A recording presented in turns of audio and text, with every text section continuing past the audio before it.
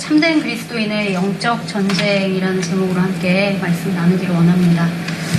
혹시 그 야구 좋아하시는 분 계세요?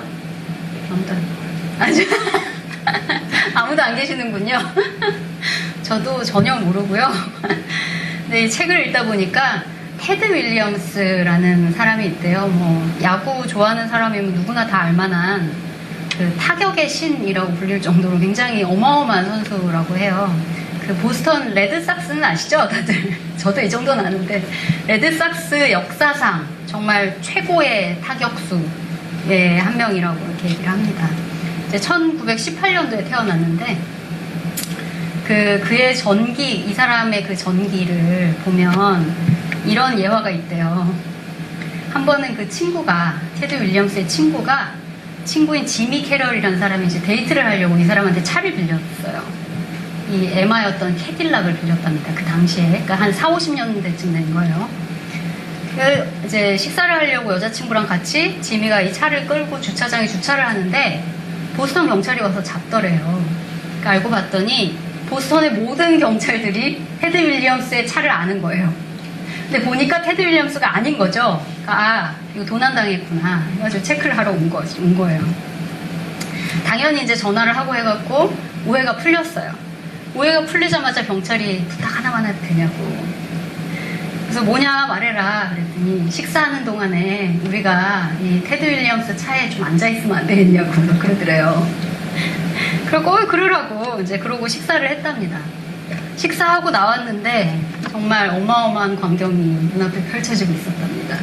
무려 이 덩치 큰 그 경찰 6명이 차 안에다가 몸을 꾸겨 쑤셔 박아 넣어놓고 앉아가지고 전화를 하면서 내가 테드 윌리엄스의 차를 타고 있다고 지금 그랬다는 얘기가 있습니다. 전기에. 우리가 이 사람들이 유명인에 대해서 이렇게 도대체 왜 이렇게까지 할까? 그죠? 자신이 할 수 없는 일들을 해내는 사람들을 보면서 정말 선망하고 따르고 열광을 하잖아요. 그냥 그렇게 열광하는 그런 뜨거움이 사실 얼마나 허무한 건지를 우리가 조금만 이성을 차리고 정신을 차리고 생각해보면 너무나 명백한 사실입니다. 사람의 본성은 시간이 흘러가도 바뀌지가 않나 봅니다. 1940년대에 이랬던 사람들이 예수님의 시대에도 그랬던 것 같습니다. 오늘 본문에 보면 예수님은 그 오병이어의 기적으로 5,000명을 먹이시죠. 그 기적을 경험한 사람들, 예수님이 먹여주신 그 밥으로 펑 배고팠던 굶주렸던 그 5,000명의 사람들이 밥을 먹고 나서 흥분의 도가니였던 사람들이 자신들을 배불리 먹이신 예수님께 열광을 했을 겁니다. 그리고 오병이어의 기적과 오늘 본문 사이에는 짤막한 다른 기사가 있어요. 예수님의 기적이 있어요. 이적이 있어요. 뭐냐면 예수님께서 제자들을 먼저 바다 건너 가버나움으로 보내시고 제자들이 그 배 안에서 파도 때문에 막 우왕좌왕하고 있을 때 예수님께서 바다 위를 걸으셔서 오시죠. 그리고 잠잠해라. 제자들과 함께 이제 배를 타시고 가버나움으로 가신단 말이죠.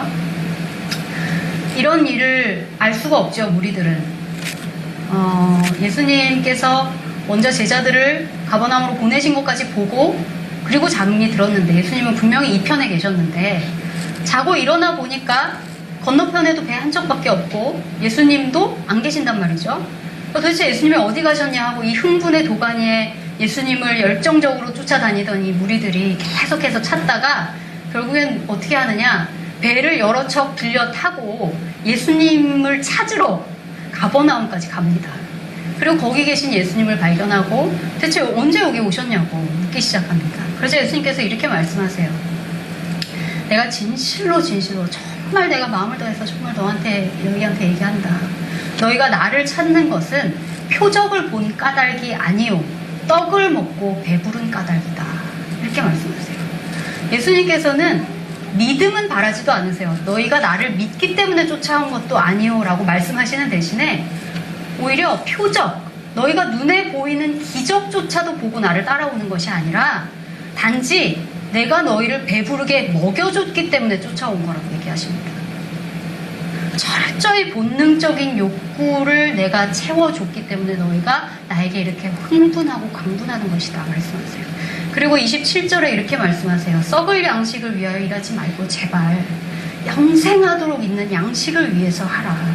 이 양식은 내가 너희에게 주리니 인자는 아버지 하나님께서 인치신 자니라. 이렇게 말씀하세요. 하다못해 기적을 체험하고 목도해서 예수님께 대하여 저분이 과연 누구신가라는 궁금증, 그런 의문조차도 품지 않은, 철저하게 자신들이 먹고 입고 쓰는 그 육을 위한 문제에 집중되어 있던 그 무리들에게 그 흥분에 대해서 책망하십니다. 예수님을 쫓아서 여러 척의 배까지 타고 가버나움까지 가서 예수님을 찾아서 결국 찾아낸 그 무리들의 열성에 대해서 우리는 어떻게 생각할 수 있는가? 여기서 우리가 한 가지 생각해 볼 사실이 있습니다. 수많은 전 세계 기독교인들 중에 예수님의 이러한 책망에 걸리지 않을 사람들이 과연 얼마나 되겠는가? 자신의 욕심, 자신의 욕구 충족의 한 방편으로 오늘날 신앙이 얼마나 퇴색되어 가고 있는가? 그리스도인인 우리 스스로도 너무 잘 알고 있는 사실입니다. 아직도 중국이나 북한이나 여러 가지 그 기독교 탄압 국가들에서는 신앙을 가지는 것 자체가 그 자체를 위해서 목숨을 걸고 싸워야 하지만, 대부분의 나라들에서는 이제 우리나라의 일제시대 때와 같은 그런 눈에 보이는 신앙의 싸움은 더 이상 있지 않나요? 더 이상 존재하지 않습니다. 신앙을 지키기 위해서 죽음까지 각오해야 하는 일은 우리 삶에서 더 이상 일어나지 않아요. 신앙의 싸움, 영적인 싸움, 그건 이제 눈에 보이지 않는 영역으로 들어갔습니다. 나 자신과의 싸움, 내 안에서, 내 속에서 나의 교만과 여러 가지 생각들 합리화시키고 다른 사람들에게 비판적인 생각을 갖게 만들고 나의 이성적인 사고를 영적인 사고보다 더 우위에 두려는 그런 마귀의 어두운 권세의 그런 너무나 간교한 그런 교활한 목소리들이 우리 속에서 끊임없이 영적인 전쟁을 하고 있습니다. 그러나 사실상 대부흥운동, 크게 기독교가 흥하고 부흥하고 성령의 역사가 뜨겁게 일어났던, 신앙을 철저하게 핍박받던 그때 이런 기적과 성령의 역사들이 일어났다는 사실이죠. 번듯하게 꾸며진 안락한 예배당도 없었고, 오늘날 우리처럼 저렇게 에어컨 빵빵 틀면서 정말 시원한 예배당에서 이렇게 편안하게 앉아서 예배 드리지도 않았습니다. 마이크나 음향 시스템도 없어서 소리 질러가면서 열정을 다해서 있는 힘껏 설교를 해야만 했던, 그리고 말씀을 듣기 위해서 집중해야만 했던 그런 시대에, 그 시대에 부흥의 역사가 일어났습니다. 성령의 역사가 뜨겁게 일어났습니다. 철저하게 애통하는 심령들이 너무나 많았습니다. 그런 가난한 시대에 더욱 기독교는 부흥했습니다. 지금 번듯하게 꾸며진 예배당에서 예배를 드리며 많은 것을 누리고 있는 현대의 크리스천들의 삶 속에서 과연 얼마나 많은 사람들이 썩을 양식이 아닌 영생하는 양식을 위해서 하나님의 일을 감당하고 있는가? 이 부와 안락함이 얼마나 무섭도록 기독교인들을 타락으로 끌어가고 있는가? 생각해보면 정말 가슴이 답답한 일이 아닐 수 없습니다. 그토록 아우성치던 무리들에게 예수님께서 자신이 스스로가 생명의 떡이니 육이 아니라 정말 영의 양식을 따르고 믿어라 말씀하셨을 때 우리가 어떻게 했는지 아세요? 정말 기가 막힙니다. 우리 같은 장입니다. 같은 장, 요한복음 같은 장의 66절에 기록되어 있습니다. 함께 다시 한번 찾아보겠습니다. 요한복음 6장 66절, 예수님께서 정말 기가 막히게 얘기를 하세요. 정말 제발 생명의 떡을 찾아라 그랬을 때 그 얘기를 듣고 66절에 사람들이 이렇게 했습니다. 네, 66절. 그때부터 그의 제자 중에서 많은 사람이 떠나가고 다시 그와 함께 다니지 아니하더라. 그러니까 예수님이 육의 양식이 아니라 썩어질 육의 양식, 정말 너네 그거 다 알고 보면 쓰잘데기 없는 거다, 허무한 거다 이렇게 얘기하시면서 정말 영의 양식, 너희가 먹고 죽지 않을 영의 양식을 쫓아라, 제발 나를 믿어라 이렇게 말씀하셨을 때 더러는 사람들은 무슨 말인지 모르겠다, 저 말이 무슨 말이냐 도대체, 너무 어렵다 하고 떠나갔고요. 더러는 저 사람의 아버지가, 육의 아버지, 육의 어머니가 누구인지, 저 사람이 어떻게 태어났고 어떻게 자랐는지를 우리가 다 아는데 무슨 말을 하고 있느냐 저 사람이, 이러면서 떠나갔습니다. 그리고 남아있는 단 12제자에게 예수님께서 물어보세요. 너희도 가려느냐? 결국 오늘날의 그리스도인들도 이와 같은 두 부류의 사람은 아닙니다. 영이 아닌 육을 위해서 내 욕구를 충족하기 위한 수단으로 그저 그 속에 내용이나 정신이나 그 사랑이 아니라 썩어 없어질 것들을 위해서 쫓아다니다가 결정적인 순간이 오면, 결정적으로 결단해야 할 순간이 오면 예수님을 결국에는 떠나가 버리는 수많은 무리들, 그리고 예수님 곁에 남아서 끊임없이 자신들의 속에 있는 것들을 되짚어보고 어떻게 믿을 것인가, 무엇을 믿을 것인가, 어떻게 변화할 것인가, 이해 못하겠으면 다시 한번 되짚어 물어보면서 끊임없이 예수님께 여쭈어보는 그런 사람들, 그리스도 예수의 좋은 군사로서 정말 적극적으로 고난에 참여하는 사람들, 이 두 부류로 나뉜다고 볼 수 있습니다. 예수님께서 무리에게 묻습니다. 무리가 예수님께 묻습니다. 우리가 어떻게 하여야 하나님의 일을 하겠습니까? 어떻게 하여야 하나님의 일을 하겠습니까? 중요한 물음입니다. 오늘날 우리가 살아가면서 하나님의 일을 한다, 하나님의 사역을 한다 라고 얘기를 할 때 많은 사람들이 어떻게 하는 것이 그럼 하나님의 일인가 하는 물음에 대해서 명확한 답변을 가지고 있지 않을 때가 많습니다. 예수님께서 대답하십니다. 정말 중요한 대답입니다. 하나님께서 보내신 일을 믿는 것이 하나님의 일이다. 정말 중요한 말입니다. 하나님께서 보내신 예수 그리스도를 믿는 것이 하나님의 일이다. 예수님을 믿는 것, 그것이 곧 하나님의 일이다. 결국은 믿음의 문제입니다. 그다음 믿는다는 것은 무엇인가?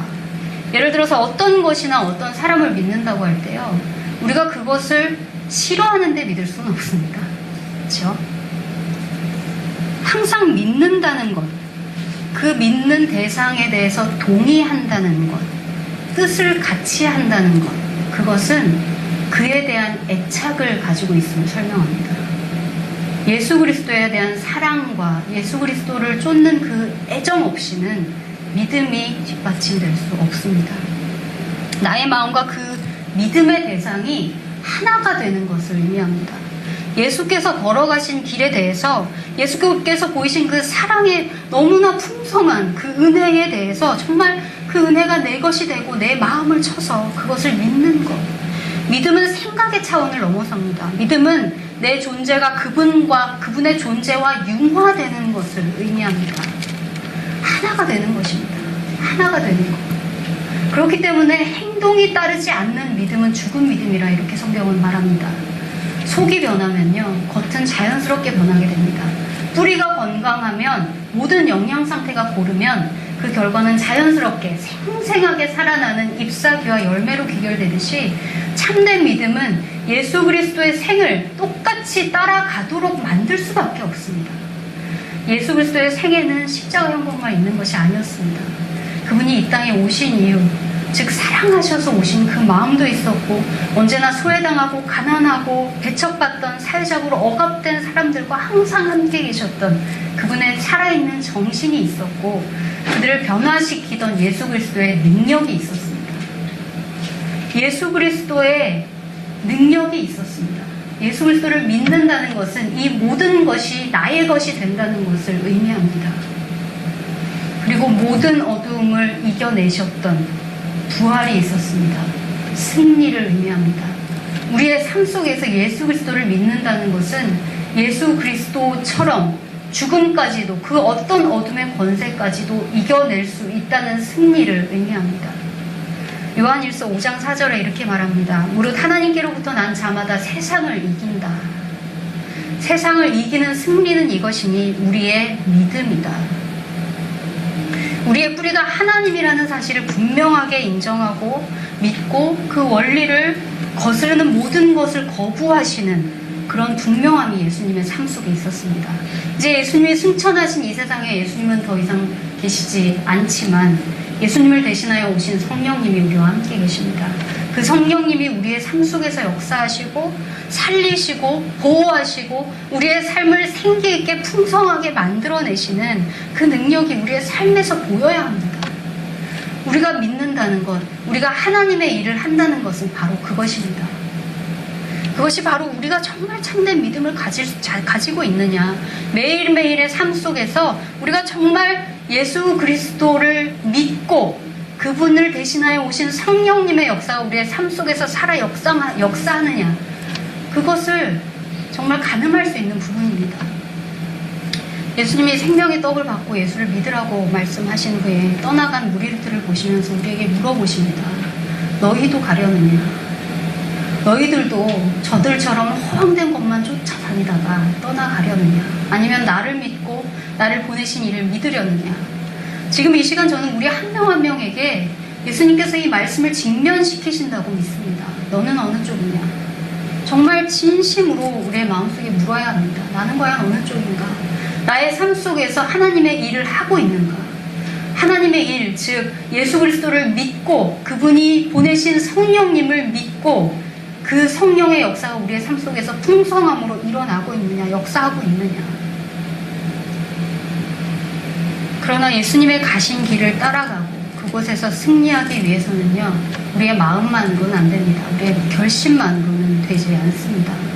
베드로에게 예수님께서 네가 나를 3번 부인할 거야, 너는 나를 따라오지 못해 라고 얘기하셨을 때 베드로가 3번이나 저는 절대로 예수님을 부인하지 않습니다 라고 말했을 때 3번이나 베드로가 부인을 하잖아요. 무장되지 않으면 십자가를 질 수 없습니다. 무장되지 않으면 정말 참된 생명의 양식을 먹고 그것과 나의 몸이 하나가 될 수 없습니다. 에베소서 6장에 하나님의 전신갑주를 입으라고 권고합니다. 정말 전신갑주, 우리의 온 몸을 머리끝부터 발끝까지 다 덮는 갑주를 입으라고, 갑옷을 입으라고 말합니다. 어떤 것에도, 세상의 어떤 생각과 유혹에도, 세상의 어떤 원리 원칙에도 흔들리지 않고 내 마음 깊숙이 뿌리 박은 하나님께로 향한 나의 마음의 중심, 그것이 있어야 합니다. 사탄이 얼마나 간교한지 잘 아시죠? 사탄의 계략은 종교적으로 탄압을 받던 시대에는 너무나 명확하게 보였습니다. 그래서 오히려 싸우기가 쉬웠어요. 그러나 오늘날의 사회, 현대사회에서 신앙생활을 철저히 하려는 사람들에게 사탄은 야, 하지마, 그거 나쁜 거야 라고 절대 말하지 않아요. 대신 그만하면 철저한 것이라고 말합니다. 희생해서 정말 자신의 모든 것을 들여서 선한 일을 하려는 사람의 마음에 그거 하지마, 그거 안 해도 돼 라고 말하지 않습니다. 사탄은 대신에 오히려 그만하면 됐다, 그만하면 너무 잘했다, 이런 마음으로 우리를 유혹합니다. 예수님께 사탄이 말합니다. 성전 꼭대기에서 뛰어내리라고. 그러면 성전 꼭대기에서 뛰어내려서 죽으라 그러면 그건 참 뭐가 좀 덜 연근 사탄이에요. 예수님께 사탄이 성전 꼭대기에서 뛰어내려서 네가 정말 하나님께서 보내신 사람이라면 하나님의 영광을 드러내라 그러잖아요. 얼마나 간교한 계략인지 모릅니다. 포장은 그럴싸하게 하나님의 보호하심이지만 그 속을 가만히 들여다보면 얼마나 그 사탄의 권세에 굴복하게 만드는 일이 있는지 모릅니다. 모든 것이 하나님을 위한 것이라는 그 말 속에 숨어 있을 수 있는 악마의 관계가 우리가 정말 우리의 힘으로 분별할 수 없는 지경까지 이르렀습니다. 어떤 것이 정말 썩어질 나의 욕심이고 어디까지가 예수님을 따르는 일인가. 사탄하고 우리의 이성이 대판 붙으면 누가 이길까요? 사탄이 이깁니다. 당해낼 수가 없어요. 영적인 존재는 한 차원 더 높은 것이기 때문에 우리가 당해낼 수 없습니다.